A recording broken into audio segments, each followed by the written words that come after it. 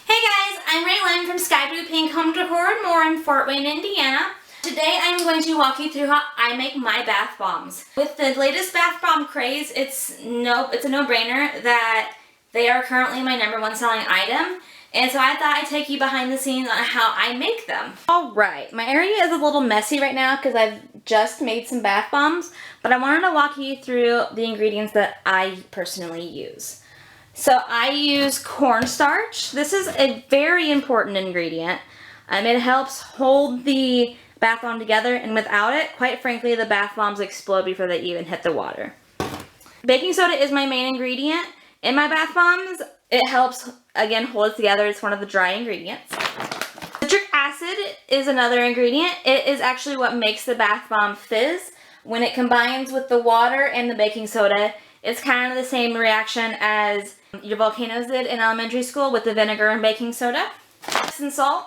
You can do your own research on the purposes of Epsom salt. My purpose for it is the main relaxation element in the bath bomb. Now for my wet ingredients, I use extra virgin olive oil. I use water, and I also use essential oils. Today we are going to be making my signature tangerine mint bath bombs, and so I have tangerine and spearmint. Some of the other things that I need to help make this happen is, if you can look over here, I have a cookie sheet with aluminum foil on it. This cookie sheet is a cookie sheet that I use in my daily life. So it is washed, but I put aluminum foil on it because we all know our cookie sheets get a little dingy. This just adds an extra layer of protection. I need measuring cups. I need a half a cup. I need 1/4 of a cup. I need 1 tablespoon. And that's all the measuring cups. I obviously need a whisk.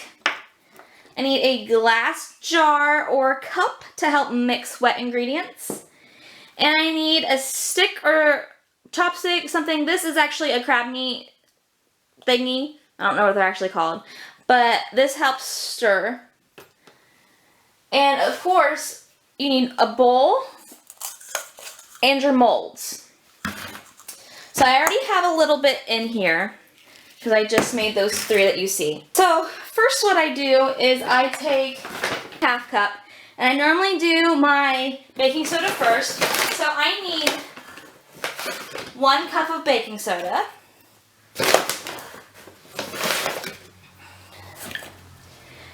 And all these dry ingredients tend to clump up. For the most part, you can break them up with your hand, but the whisk also helps do that as well. You need citric acid. You need 1/2 cup of this. You need 1/2 cup of Epsom salt. Most people use 1/4 cup, but I like to use 1/2 cup. And then you need 1/4 cup of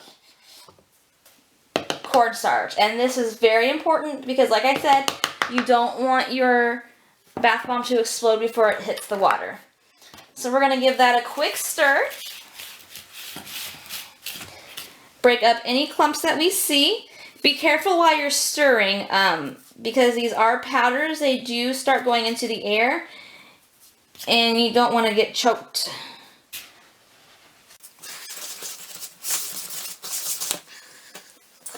Alright, so I'm going to set that aside and we're going to take care of our wet ingredients.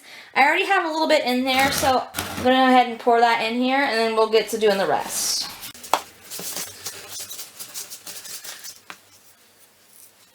Alright, so now we have an empty cup. I need 3 tablespoons of olive oil.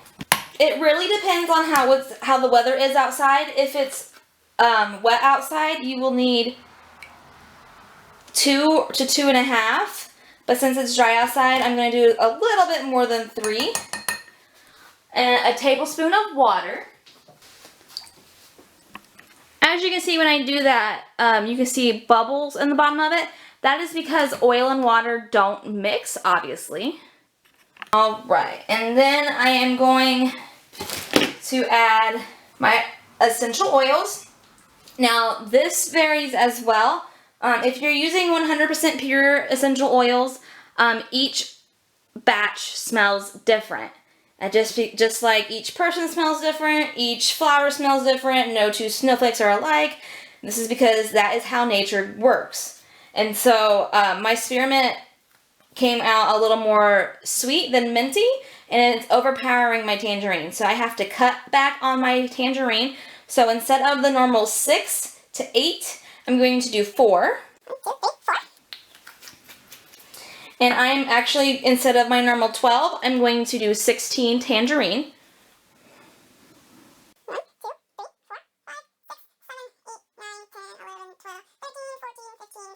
I'm going to give that a good stir. And you'll start seeing more bubbles. That is everything mixing.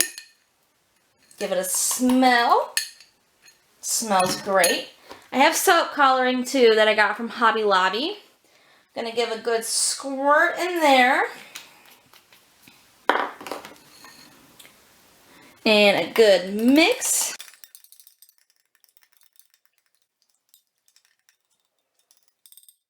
Alright, and then I'm going to bring my bowl back over here and pour little bits at a time. You don't want to pour too fast because you don't want your bath bomb to fizz out before it's actually in the bath. And a good thing about the color changing is the clumps of powder won't change colors. And this helps you pinpoint what still needs broken down and what doesn't. So a little bit more.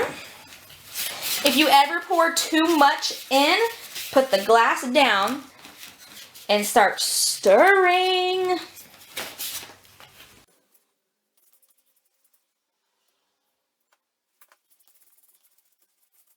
You want to make sure that you have all the clumps out, because when you are forming your bath bomb, if a clump ends up inside, it will form a crack around the bath bomb. And if it ends up on the outside, when you go to move your molds, there will be a crater in your bath bomb. So you want to make sure you get to all the edges of the bowl.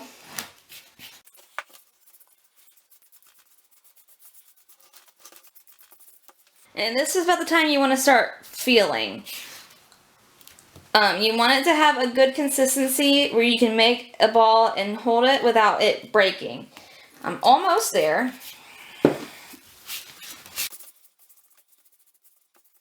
These smell fantastic.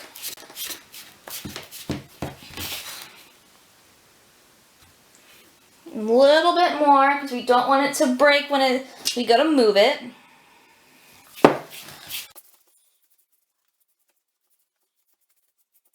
One last feel. A little bit more. I usually end up using the whole glass if it's dry out. I just did this on Facebook Live and I had to add a little bit extra water. So we shall see.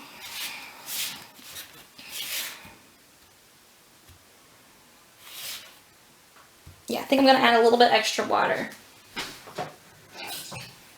So in this case, I just added a little bit extra water. I'm going to swirl it around. That way it picks up the oils in the coloring. You don't want to add too much at a time because water will activate the bath bombs more than the oil will. But you also don't want too much oil because you don't want your tub to be slick. And I think that just about did the trick. Yep. See? Perfect. I'm actually going to add a little bit extra cornstarch. A little too perfect.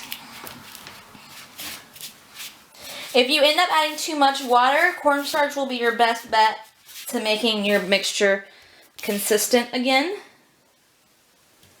Yep, so we have a good consistency right here.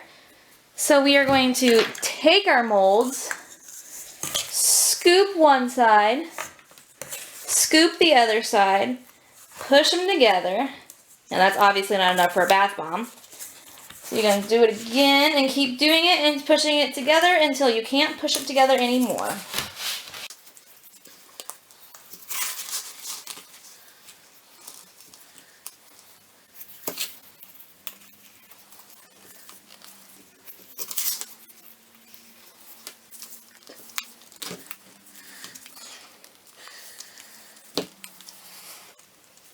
Alright, so you're going to pinch slightly on the top, pinch slightly on the bottom, and there's your bath bomb.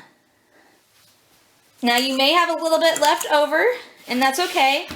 You can either start over and add the powder mixture to it, and then the water mixture to it again, and make more.